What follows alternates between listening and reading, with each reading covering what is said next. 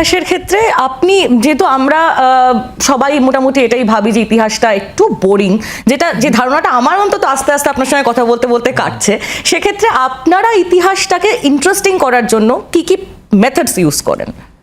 আমার সহকর্মী যেগুলো বললেন আলোচনার মাধ্যমে সেগুলো তো আছেই। আমাদের প্রথম দিন অ্যাটলিস্ট আমার প্রথম ক্লাসে আমার বাচ্চাদেরকে খুনিকে একটা মার্ডার মিস্ট্রি সলভ করতে হয়।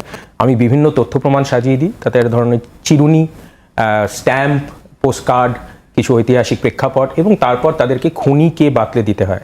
এটা একটা উদাহরণ দিলাম, তাদেরকে প্রথমেই পঠন পাঠন গবেষণার ঝোঁক কিভাবে করা যায় সেটা নিয়ে। তারপর আজকে কিন্তু আর ইতিহাসের শিক্ষা ক্লাসরুমে সীমাবদ্ধ নয়, তাদেরকে আমরা বিভিন্ন জায়গায় নিয়ে যাই। যেমন চন্দ্রকেতুগড় আজকে আর বই থেকে পড়তে হয় না, তারা গিয়ে স্টেট আর্কিওলজিক্যাল মিউজিয়ামে গিয়ে যা যা ফাইন্ডিং সেটা দেখতে পারে, ইন্ডিয়ান মিউজিয়ামে যেতে পারে, এবং সবশেষে যারা ছবি দেখেনি, অ্যাটলিস্ট ফেলুদার বইতে নিশ্চয়ই পড়েছে জাহাঙ্গীরের স্বর্ণমুদ্রা। আমাদের ইতিহাস বিভাগে এই কয়েক সপ্তাহ আগে একটি নিউমিসম্যাটিক্স অ্যান্ড ফিলাটেলি এক্সিবিশন হলো, যেখানে মুঘল আমলের স্বর্ণমুদ্রা থেকে আরম্ভ করে ইংরেজ আমলের প্রথম লিথোগ্রাফিক স্ট্যাম্পস রাখা হয়েছিল। তো বাচ্চারা যখন জানতে চাইছে রাষ্ট্রশক্তি কিভাবে তার বিস্তার ঘটায় মানুষের মাধ্যমে, তারা জলজ্যান্ত উদাহরণ পাচ্ছে তার ক্লাসরুমের পরিসরের মধ্যেই।